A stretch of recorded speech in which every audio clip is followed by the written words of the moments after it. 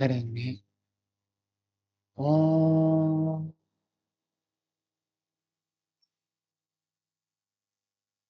सहना भवतु सहनौ भुनक्तु सह वीर्यं करवावहै तेजस्विना धीतमस्तु मा विद्विषावहै। ॐ शान्ति शान्ति शान्ति।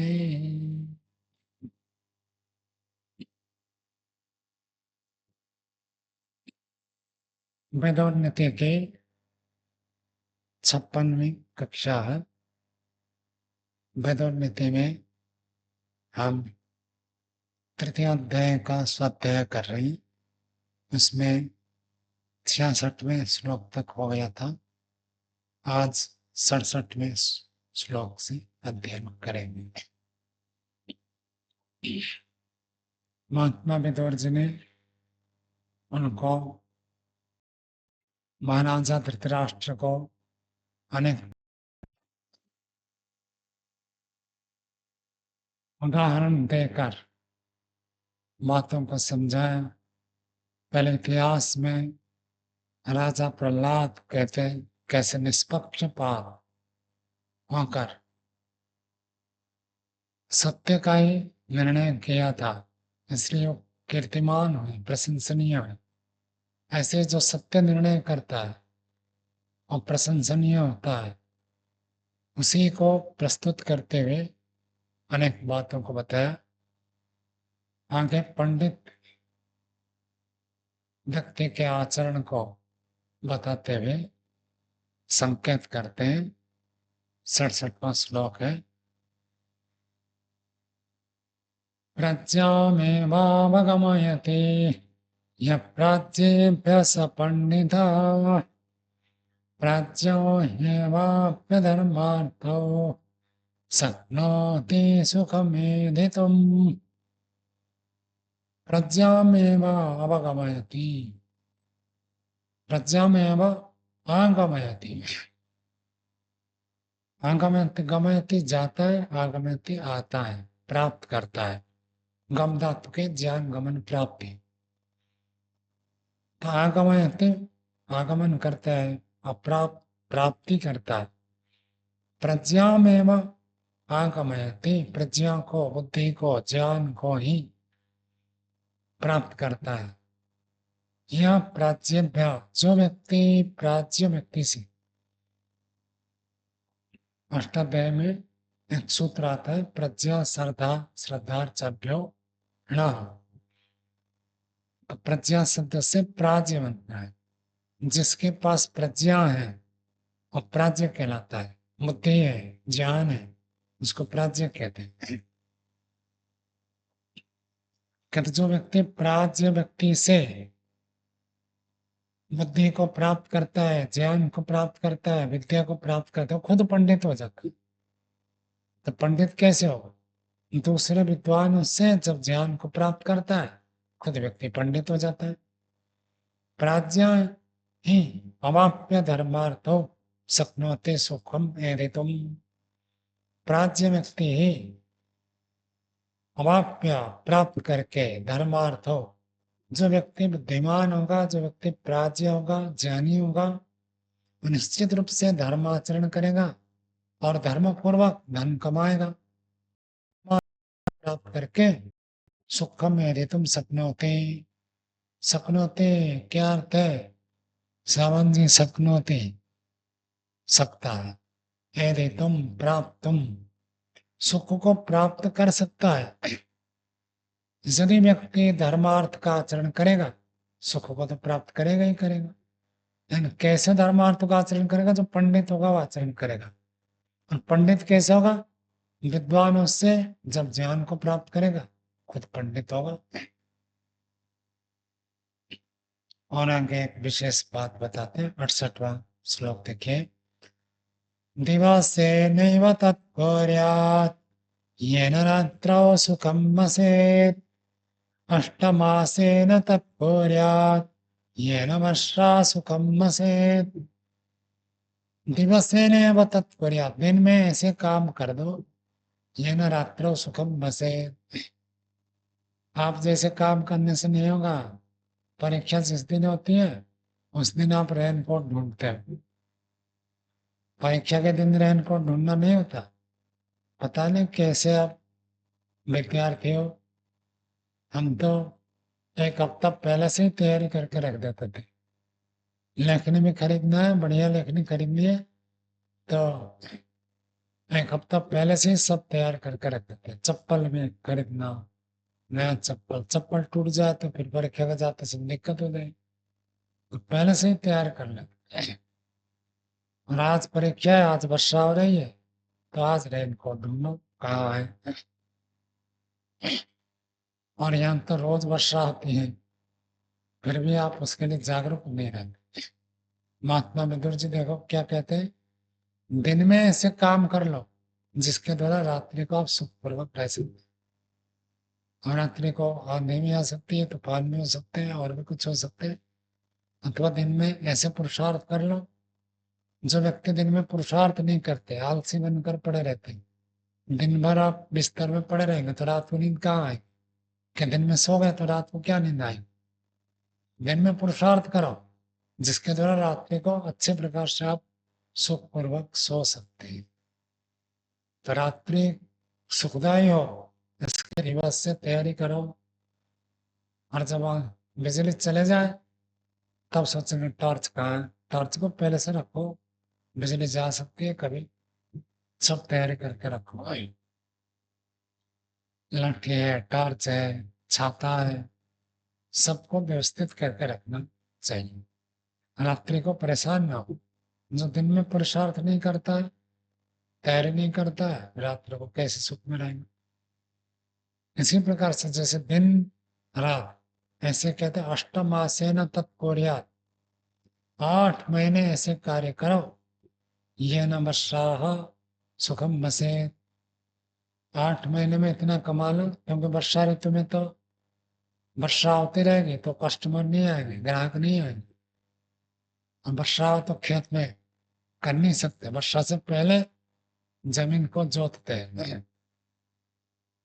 ताकि खेत तैयार हो जाए, तो वर्षा हो तो फसल ठीक हो सकती है।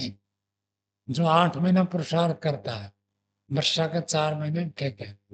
आप लोगों ने वो कहानी सुनी है कि ग्रास विस्पर और चींटी, कोमल कोमल धूप आ रहे, चींटी दौड़कर जाकर दाने को संग्रह करके बिल में रखता था। ग्रास विस्पर क्या कहते हैं उसको?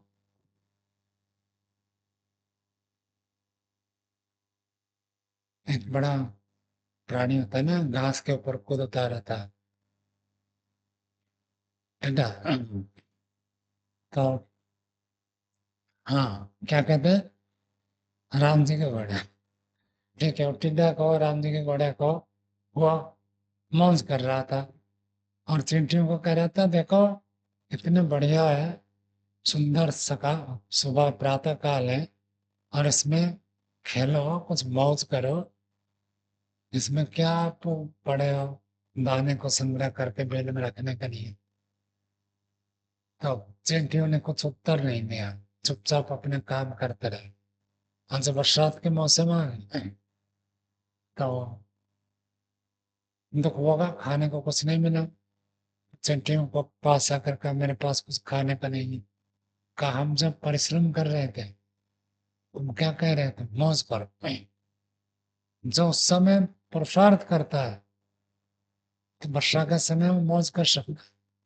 और जो अन्य 8 महीने ऐसे ही पार कर दिया, कोई ध्यान नहीं दिया, अब बरसात हो तो फिर तो मकान उन्हें बनाने, आजकल तो पूरा 12 महीने बनते रहते मकान, लेकिन पहले ऐसे होता था वर्षा से पहले पहले मकान तैयार हो जाए या तो वर्षा ऋतु पार हो जाए तो मकान बनाना शुरू करते थे। ये नियम होता था। तो 8 महीने जो व्यक्ति पुरुषार्थ करता है, कमाई करता है, वर्षा ऋतु में कुछ पुरुषार्थ नहीं कर पाएगा, कुछ नहीं होगा, तब भी वो आराम से रह सकता। तो भविष्य के लिए पहले से प्रयत्न करो। आप लोग सब राउरकेला गए थे, वहां एक स्लोगन लिखा हो, हैप्पी मेमोरी रिक्वेस्ट प्रिपरेशन।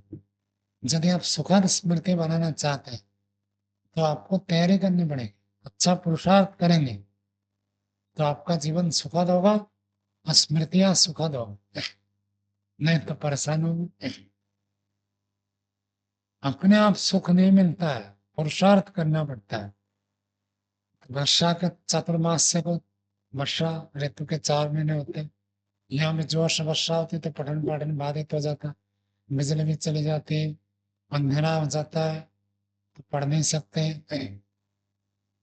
बाकी समय ठीक ठाक पाठ हुआ है तो वर्षा ऋतु में एक आध दिन छुट्टी हो जाए तो भी कोई फर्क नहीं पड़ेगा। और बाकी दिन यदि मौज करके बिता दिए तो वर्षा ऋतु में और बंद होगा पाठ, तो और हानि होती है।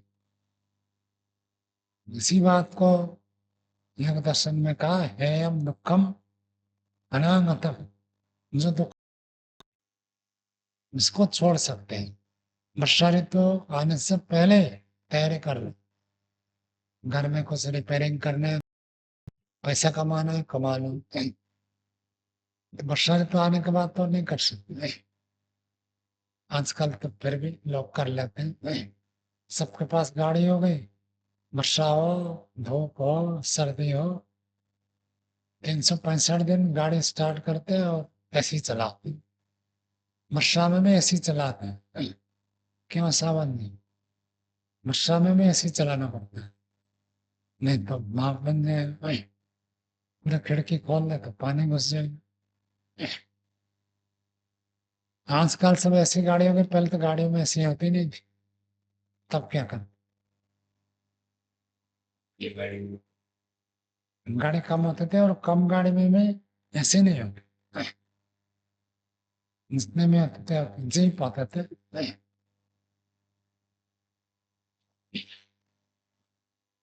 और आगे देखिए, इसी बात को ही पुष्ट करने के लिए और आगे कहते हैं, आपके लिए ये श्लोक 69वां श्लोक देखिए, पूर्वे वयसि तत्पर्यात् येन वृद्धा सुखं वसेत् यावत् जीवेन तत्पर्यात् येन प्रत्या सुखं वसेत्। पूर्व वयसि, पूर्व अवस्था में, अर्थात आयु के प्रथम अवस्था में, युवावस्था और युवावस्था से पहले पहले, तत्पर्यात् ऐसे काम करो, ये न वृद्धा सुखम बसे, जिसके द्वारा वृद्ध होकर आराम से निवास कर सकते हो। लोग इसलिए तो सरकारी नौकरी ढूंढते हैं, एक बार सरकारी नौकरी मिल जाए बस, रिटायर्ड होने के बाद पेंशन मिलेगा और कोई चिंता नहीं, मरते तक पैसा मिलता रहेगा। इसलिए व्याकुल होते हैं। प्राइवेट नौकरी में आजकल सब स्कीम आ गए, पीएफ जमा करते हैं, बहुत सारे प्रकार के लाइफ इंश्योरेंस करते हैं, सेविंग करते हैं, अलग अलग। पूर्व वयस में ऐसे कर दो तो जो व्यक्ति युवावस्था और प्राक युवावस्था में 4 प्रकार के पुरुषार्थ कर लिया, शारीरिक विकास, बौद्धिक विकास, मानसिक विकास और आत्मिक विकास, चारों जो इसने कर लिया वो वृद्धावस्था तक आराम से जिएगा। बस ये 4 चीज यदि कमा लिया तो जीवन भर आराम से रह सकते हैं, कोई समस्या नहीं होगी। और बचपन में जो आलस्य प्रमाद करता है, पुरुषार्थ नहीं करता है, शारीरिक श्रम नहीं किया, शारीरिक विकास ही नहीं होगा, बौद्धिक विकास ही नहीं होगा। यदि पाठ नहीं पढ़ेगा, मौज करेगा, तो बौद्धिक विकास नहीं होगा। और मन को यदि, मन लगाकर कैसे काम किया जाता है, मन को कैसे पवित्र बनाया जाता है, ये पुरुषार्थ यदि नहीं किया तो बुढ़ापे में मन लगेगा ही नहीं। और आत्मिक विकास। आत्मा परमात्मा को जानने के लिए पूर्व अवस्था कही गई। कौन सा श्लोक आता है? यावत स्वस्थमिदम शरीर मृजम, यावत जरा दूर, बुढ़ापा जब दूर है तब आप आत्मश्रेयसी, आत्म कल्याण के लिए पुरुषार्थ करो। बुढ़ापा आने पर आत्म कल्याण नहीं होता है। जो युवावस्था में, प्राक युवावस्था में जीवन को आध्यात्मिक नहीं बनाया, अब बूढ़े होने पर बनाने का कोई अपवाद में होता अलग बात है, सामान्य नहीं हो सकता। युवावस्था में फिल्म देखता है, मौज करता है, खाना पीना घूमने में रुचि लेता है, तो बड़े होने के बाद, बूढ़े होने के बाद कैसे उसको अध्यात्म अच्छा लगेगा? भगवान का भजन, भक्ति करना, जप करना, उपासना करना, स्वाध्याय करना, सत्संग करना, ये कैसा अच्छा लगेगा? हो ही नहीं सकता। तो पूर्व वयसी तत्पर्य, पूर्व वय अवस्था में ही उसको कर लेना चाहिए, जिसके द्वारा वृद्धावस्था में सुख में रहे। और इसको बता करे, दूसरी बात बताते हैं, यावत जीवे ना तत्पर्य, जब तक जीवित हो तब तक ऐसे कर्म करो, ये न प्रत्यय सुखम से, जिसके द्वारा प्रत्यय मर करके सुखम से, अर्थात जीवन में ऐसे काम करो मरने के बाद सुखपूर्वक रह सकते हैं। ऐसे क्या काम करते हैं जिससे अगला जन्म आपका सुखदायक है? कुछ करते हैं अभी? नहीं तो देखो, सारा पुरुषार्थ बेकार चला जाएगा। महात्मा विदुर जी समझा रहे, जीवन में कुछ ऐसे कर्म करो जो कर्म आपको इस जन्म में, अगले जन्म में काम आएंगे। जीवन तो एक यात्रा है। अब केवल कमाया खा गए, मजदूरों का यही तो होता है। एक दिन के लिए भी उनके पास बैलेंस नहीं होता। 200 रुपया कमाए और 200 रुपया का दाल चावल सब्जी खरीद लिया, जो बच गया शराब पी। कल के लिए कुछ नहीं है। कल फिर कमाएगा तो लाएगा, नहीं तो नहीं। ये तो कह रहे थे वर्षा हो जाए तो मजदूरों को काम नहीं मिलेगा, काम नहीं मिला तो ठप हो जाएगा, ऐसी स्थिति हो जाती। ऐसे व्यक्ति मनुष्य जन्म पाकर जब ऐसे कुछ कमाई नहीं करता जो अगले जन्म में काम है, तब तो फायदा क्या है? और आगे कहते हैं 70वां श्लोक, जीर्णम अन्नम प्रशंसन्ते मायां च गत यौवना, शूरम मेदित संग्रामम गतपारम तपस्विनम। जीर्णम अन्नम, जो भोजन खाए वो यदि पच जाए तो प्रशंसित होता है। भोजन खाया और अगले भोजन से पहले पच जाए तो बहुत प्रशंसनीय माना जाता है। और जो आपने खा लिया, इतना गरिष्ठ भोजन खा लिया, अथवा सामान्य भोजन खा लिया, थोड़ा ज्यादा खा लिया, और सुबह तक पाचन ही नहीं हुई, पेट भारी भारी लग रहा है, उधर शुद्धि नहीं, समस्या हुई, तो निंदनीय हो जाता है। कौन सा अन्न प्रशंसनीय होता है? जीर्ण। और भार्याम च गत यौवना, ऐसे स्त्री प्रशंसा को प्राप्त होती है जो युवा अवस्था को पार करते, अर्थात पूरी युवावस्था में पति के साथ सुख दुख में समान रूप से जो रही, और एक पतिव्रत पालन करते हुए जीवन को, यौवन को पार कर, यौवन अवस्था में चंचलता होती है, दूसरी चीजों के प्रति अधिक आकर्षण होता है। यदि उसको व्यक्ति पार कर गए तो वैसे वाणियां प्रशंसनीय होती। सूरम विजित संग्रामम, और कोई यदि सूरवीर है और कब प्रशंसा को प्राप्त होता है? विजित संग्राम, जीत लिया है संग्राम जिसने, उसको प्रशंसा में करते हैं। संग्राम जीत जाए तो सैनिकों का, शूरवीरों की बड़ी प्रशंसा हो। ऐसे कहते कहता पारम, पार को जो, पार को जिसने पहुंच गया, अर्थात जहां तक पार पहुंचना था वहां तक पहुंच गया। ऐसे तपस्वी को प्रशंसा करते हैं, अर्थात आत्म तत्व को, परमात्मा तत्व को जिसने गतम प्राप्तम, परमात्मा तत्व को जिसने प्राप्त कर लिया, वह व्यक्ति प्रशंसा के योग्य होता है।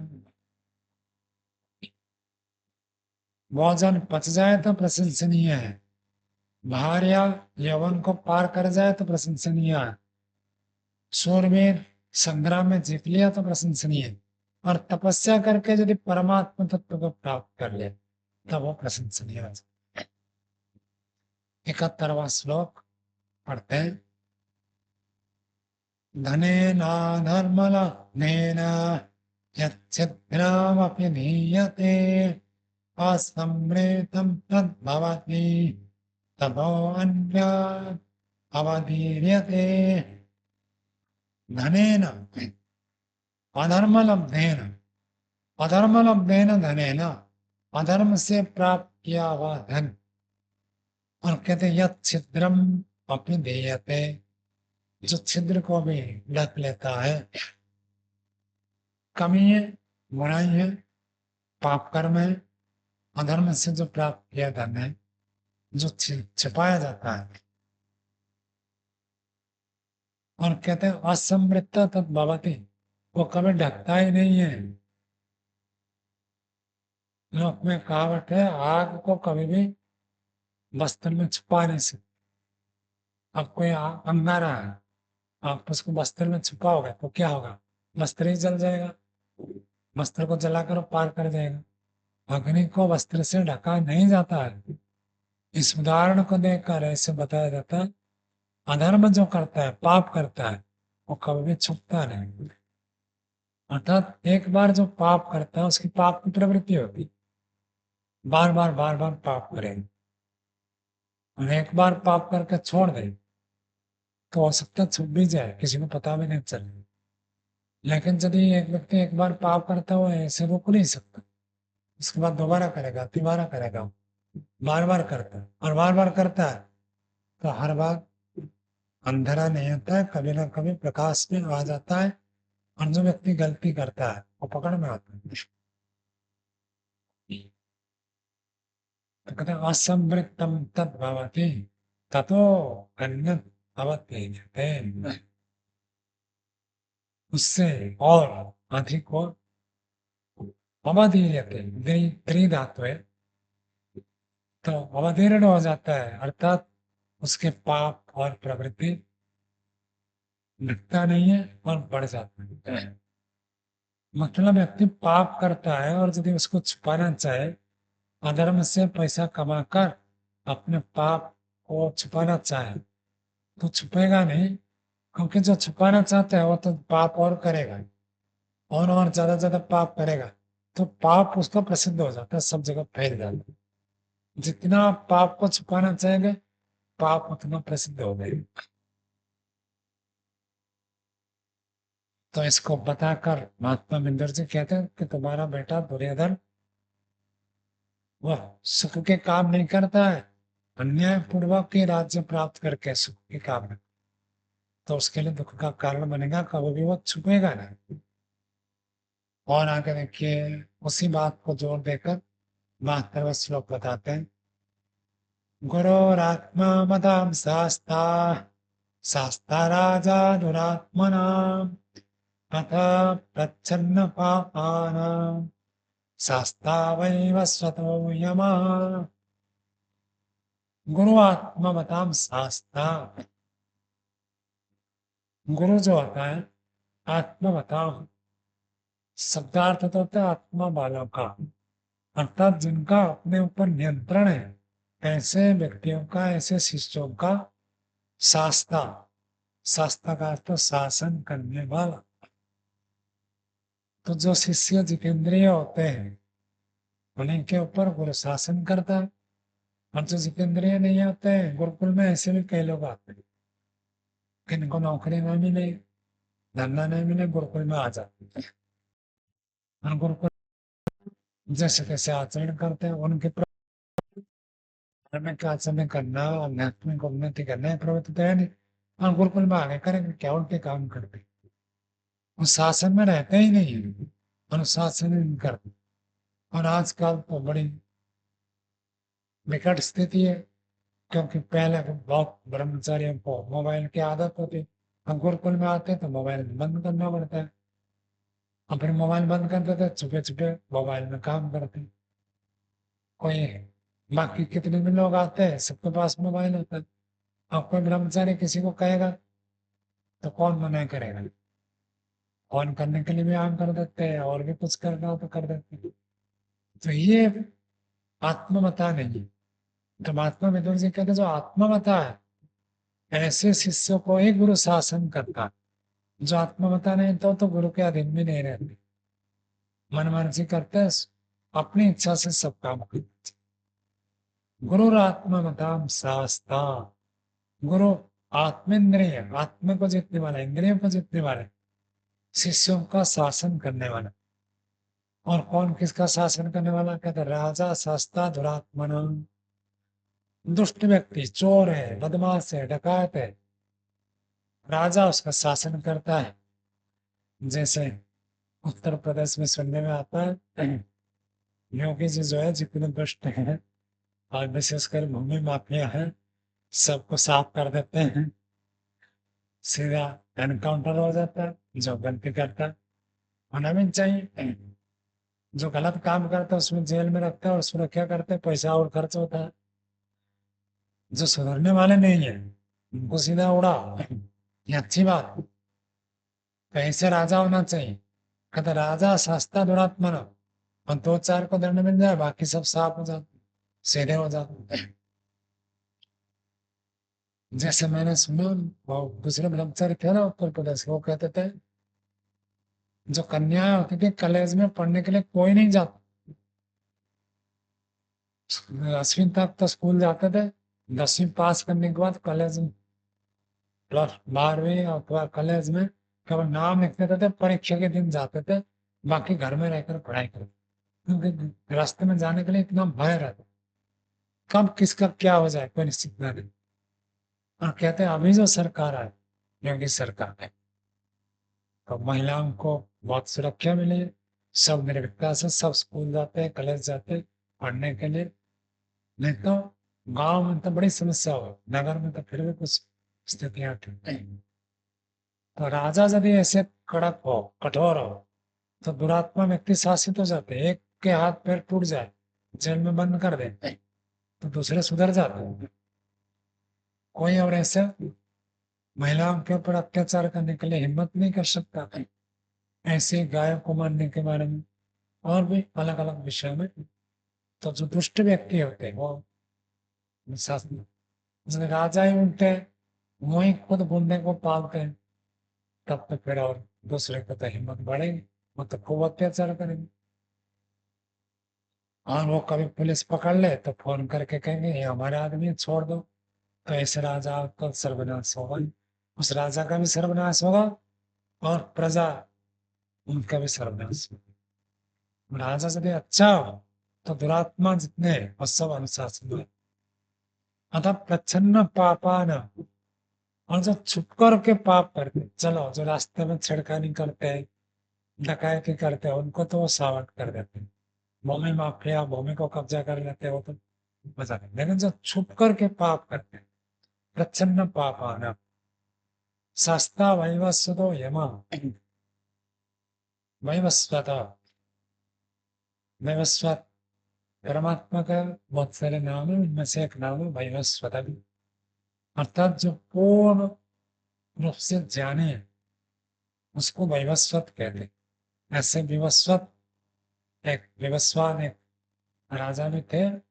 जैसे हम वैवस्वते मन्वंतरे पढ़ते हैं, तो मन्वंतर मनु राजा जो थे वैवस्वत, विवस्वान का पुत्र वैवस्वत, वो बड़े विद्वान थे, इसलिए वैवस्वत उनका नाम है।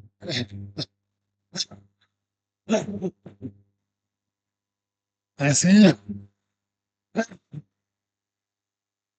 ईश्वर जो है,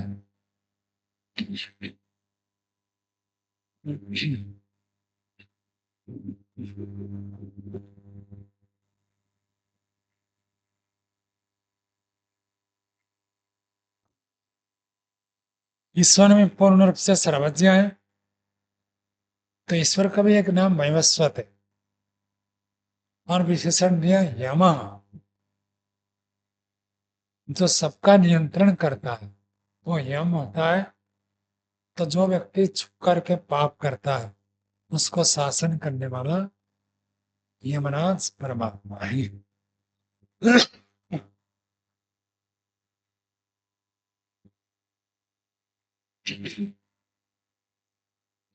आगे देखिए 73वां श्लोक पढ़ते हैं। ऋषीणां च नदीनां च कुलानां च महात्मनां प्रभावो नाधिगन्तव्य स्त्रीणां नश्चरितस्य च। ऋषीणां च नदीनां च, ऋषियों का नदियों का, कुलानां च महात्मनां, जो अच्छे कुलों में महात्मा उत्पन्न हुए, कुलों का और महात्माओं का, प्रभवानादिगंतव्य, वो कहाँ उत्पन्न हुए ये जानने योग्य नहीं होते। महापुरुष होते हैं अपने जन्म स्थान नहीं बताते, बताना नहीं चाहिए। अब मेरा तो जिनको पता चल गया तो चले गया, मैं तो बताता नहीं। कोई भी नया व्यक्ति पूछता है तो मैं कहता हूँ सन्यासियों को जन्म स्थान बताना मना है। तो कई लोग तो समझ जाते। एक व्यक्ति ने मुझे ये बात श्लोक बताया था, प्यार आ रहा है, मैंने पूछ लिया, गलत हो गया। नदियों को और सन्यासियों को जन्म स्थान नहीं पूछना, नदी कहाँ से जन्म हुआ, नदी कितने सारे धारा आकर मिलते हैं, तो उत्पत्ति कहाँ से, एक निश्चित स्थान नहीं कह सकते। नदियां से, पहाड़ियों से नदियां निकलती है तो बहुत सारे धाराएं उसमें आकर मिलती रहती है। यहीं पर ही आकर गंगा हो जाता है, वो उधर जाएंगे तो बद्रीनाथ की ओर जाएंगे तो अलकनंदा होता है वो, और इधर गंगोत्री की ओर जाएंगे तो उसको भागीरथी कहते हैं। तो दोनों आकर मिल गए, गंगा में ऐसे बहुत सारे धाराएं आकर मिलती हैं। पूरा आप देखेंगे यहाँ से ऋषिकेश, ऋषिकेश से उत्तरकाशी गंगोत्री जाएंगे तो गंगा में देखो कई सारे नदियों की, छोटी छोटी नदियों की धारा आकर मिलती है, सब मिलकर गंगा है, केवल एक नहीं है। और बाकी तो बीच बीच में आकर मिलते हैं, आराम देखते हो गौमुख से होते हैं। लेकिन फिर भी नदियों का प्रभाव स्थान पूछना नहीं चाहिए। नदी तो नदी और प्रवाहित है, सब देश में प्रवाहित है। किस देश की नदी है ऐसा नहीं होता, नदी तो प्रवाहित। ऐसे सन्यासियों को जन्म स्थान नहीं पूछना है और बताना भी नहीं चाहिए। सन्यासी हो गए तो पूरा व्यापक हो गया, सबके लिए वो बराबर होते, तो उनका कोई स्थान नहीं होता।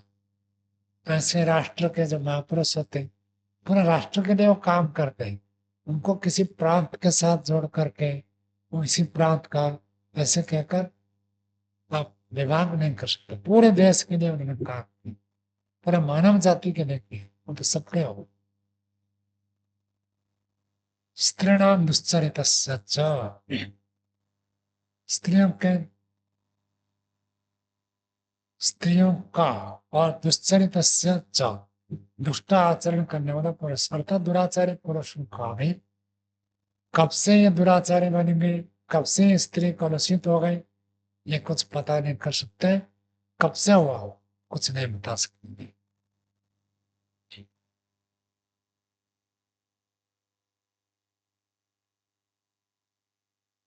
आगे 74वां श्लोक पढ़ते हैं। द्विजाते पूजा में रथो नाता जाति सुचार्जवे क्षत्रेयं सिनभाग्राजन् चिरं पालयते मयिम्। द्विजाति पूजा विरता, द्विजाति कहते हैं ब्राह्मण को, 9 बार जिसका जन्म होता है। तो ऐसे है राजन, जो राजा ऐसे करता है कि द्विजाति अर्थात ब्राह्मणों का पूजा में रहता, ब्राह्मणों के पूजा में, ब्राह्मणों के सत्कार में, अर्थात ब्राह्मणों की बात को मानता है। ब्राह्मण विद्वान होते हैं तो विद्वानों के परामर्श से जो राजा शासन करता है तो बहुत बढ़ेगा। और जो राजा दाता दानशील होता है, दानी होता है, राजा के अनेक कर्तव्य में एक कर्तव्य होता है दान देना। तो राजा को प्रत्येक दिन कुछ ना कुछ दान करना आवश्यक। पात्र सत्पात्र को देखकर देना है, लेकिन देना जरूर चाहिए। और जाति सोचा हर जगह, जाति अपने रिश्तेदारों में हर जगह सरल व्यवहार करने बनाओ। दिखावा ना करें, अहंकार न करें, छल कपट न करें, सरलता। हर जब के बारे में पीछे बहुत चर्चा हमने की है। तो जाति सोचा हर जगह, जातियों में रिश्तेदारों में जो सरल स्वभाव का होता है। क्षत्रिय शिलभक राजन, ऐसे क्षत्रिय ऐसे राजा है राजन, ऐसा जो क्षत्रिय श्रीनवाक उत्तम स्वभाव को धारण करने वाला होता है। चिरम पाले थे महिम, ब्राह्मणों को भी सत्कार करता है और राज्य शासन ठीक करता है, तब तो लंबे काल तक शासन करेगा। उस राजा को सब पसंद करेंगे, तो उसका शासन लंबे काल तक चलेगा। 75वां श्लोक पढ़ते हैं। सुवर्ण पुष्पम पृथिवी चिन्हन्ते परशास्त्रया, शूरश्च कृतविद्यश्च यश्च जानाति सेवितुम्। तीन प्रकार के व्यक्ति, पुरुषास्त्रया, तीन प्रकार के व्यक्ति होते हैं जो सोने के फूल को चुनते हैं।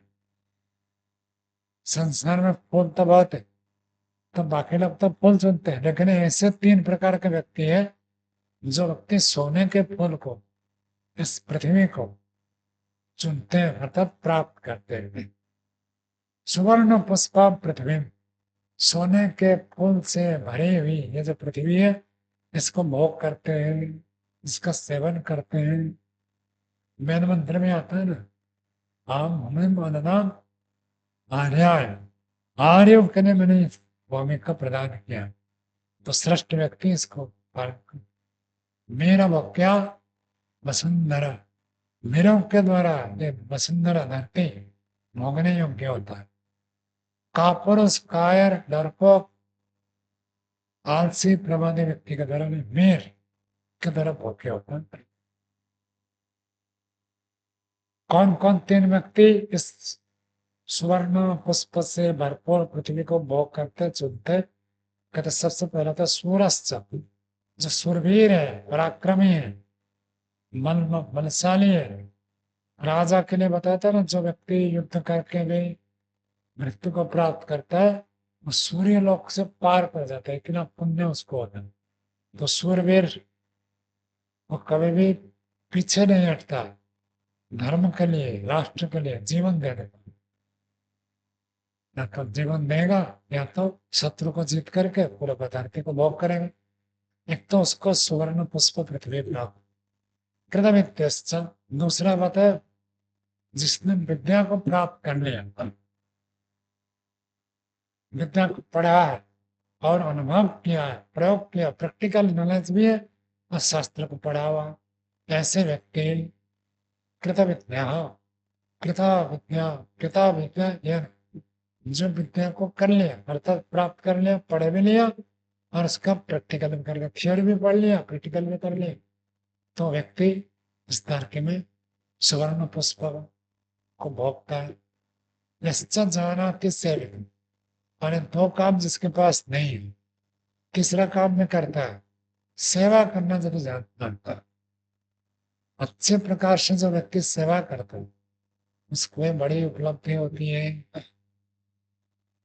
कई सारे लोग सेवा करके ही जीवन में बहुत धन संपत्ति विद्या बुद्धि बहुत कुछ प्राप्त किया केवल सेवा के माध्यम से। तो सेवा करने से भी बहुत अच्छा लाभ होता है। मुख्य व्यक्ति है और उसकी सेवा करे तो बहुत लाभ होता है।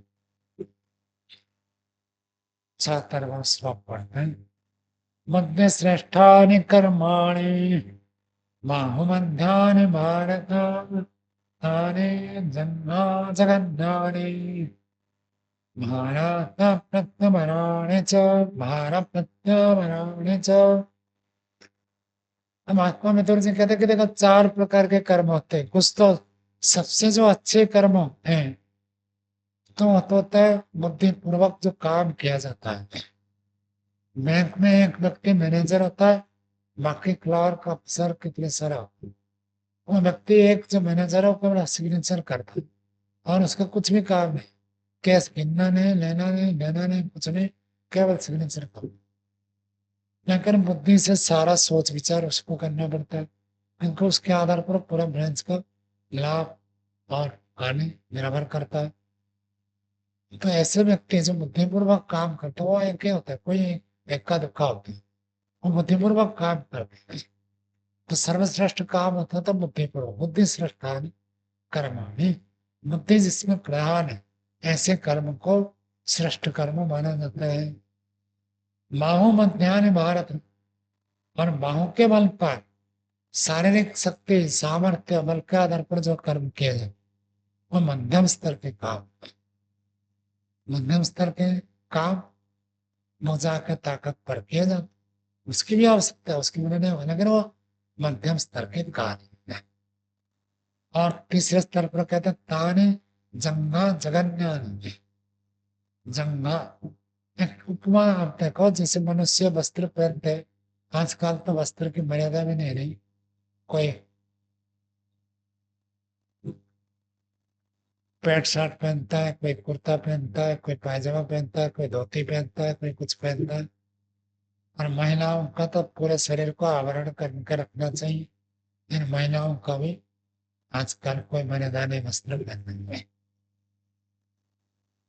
और दिल्ली में तो सबसे अधिक, दिल्ली मुंबई बड़े बड़े नगर जो है उनमें सबसे अधिक मर्यादाहीन होते हैं, क्योंकि वो लोग अधिक अपने आप को क्या कहते हैं आधुनिक अथवा अधिक अपने आप को अधिक बुद्धिमान समझते हैं, तो उसमें बुद्धिमत्ता दिखाते हैं, उल्टे काम करके बुद्धिमान। अन्य नगर में भी हो सकते हैं। तो यहाँ कहते हैं कि जंघा जो है वो छुपा कर रखना, फिर भी जितने भी लोग वस्त्र पहनते हैं जंघा तक तो वस्त्र पहनते हैं, तो जंघा क्या छुप कर रहते हैं। ऐसे जो कार्य गलत होते हैं उनको अपन कहेगा जंगा जघन्य, जंगा जैसे छुपा नहीं होता, ऐसे जघन्य कार्य होते हैं जो छुपकर किए जाते हैं, खुले बाजार में नहीं कर सकते। तो ऐसे कार्य जो है वो तीसरे स्तर के अधम कार्य है। और उससे भी नीचे एक कार्य बता रहे हैं, भार प्रत्यवराने, भार को प्रत्यवर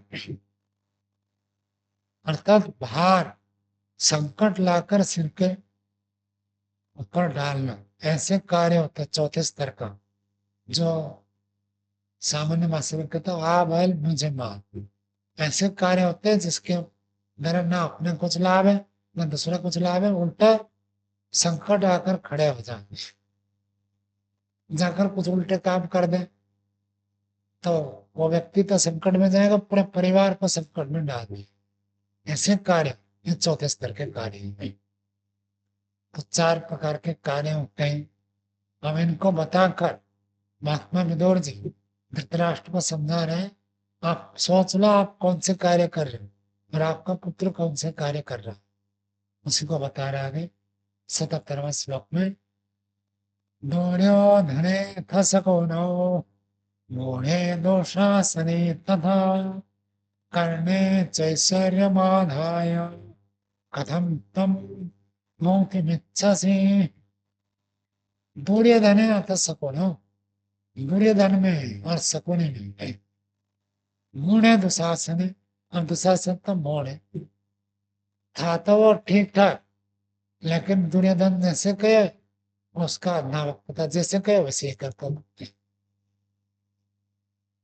पितामह भीष्म ने कहा ये त्रिशूल जो है ना, मार 3 शूल है। का दुर्योधन था और किसी की बात सुनता है नहीं, एक शकुनी की बात सुनता है, एक कर्ण की बात सुनता है, और एक का दुशासन है। इन 3 के अतिरिक्त और किसी की बात सुनता नहीं, और ये तीनों तो उसको भड़का रहे हैं, उल्टे पाठ पढ़ा रहे हैं। और इन 3 शूल के समान है, जैसे त्रिशूल घुस जाए तो व्यक्ति मरेगा, ऐसे ही दुर्योधन मरे। तो महात्मा गांधी जी भी पहले समझा दिए कि दुर्योधन में, शकुनी में और जो मूल दुशासन है उसमें कर्ण अच्छा है, ऐश्वर्य में आधा है। और कर्ण में दुर्योधन को मिला देगा तो चार हो गए। तो चार में ऐश्वर्य में आधा है, इनके ऊपर आप ऐश्वर्य को आधार रखकर, राज्य आदि का ऐश्वर्य इनके कंधों पर रखकर, कथम तुम मोदी में इच्छा से भौतिक का अर्थ कल्याण, सफलता सिद्धि कल्याण कैसे आप चाहते हो। ये चार व्यक्ति हैं, इन चारों के आधार पर आप अपना कल्याण चाहते हो। इन चारों के आधार पर तुम राजा बनकर निश्चिंत होकर शासन करोगे, ये सोच रहे हो। तो ये तो ऐसे व्यक्ति हैं जो पिछले श्लोक में बताया था, जघन्य कर्म करने वाले और भार प्रत्यावरण, भार उल्टे संकट को लाकर खड़े करने वाले हैं। इनके आधार पर तुम कैसे कल्याण प्राप्त कर सकते हैं। इस अध्याय का अंतिम श्लोक है, सर्वै गुणैरपेतास्तु पांडवा भरतर्षभ पितृवत्परिवर्तन्ते तेषु वर्तस्व पुत्रवत्। कहते सर्वै गुणैरपेतास्तु, सभी गुणों से युक्त है, सर्वगुण संपन्न है। कौन? पांडवा, पांडवों में सब गुण है, धार्मिकता भी है, शालीनता भी है, धर्माचरण तो करते ही है, साथ में पितृवत परिवर्तन थे, आपको पिता का समान सम्मान देते हैं। दुर्योधन जितना आपका सम्मान नहीं करता, पांडव आपका उससे अधिक सम्मान करते।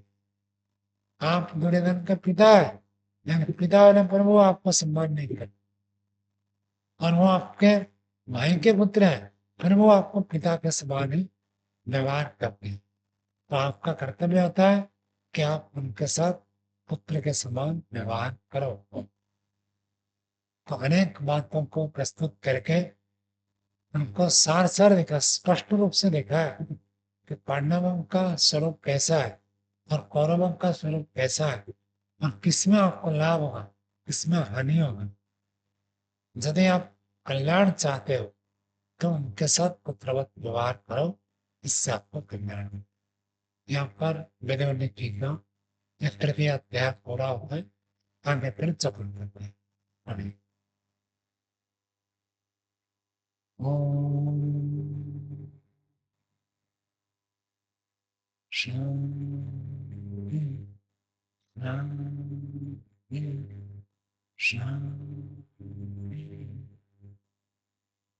सर्वे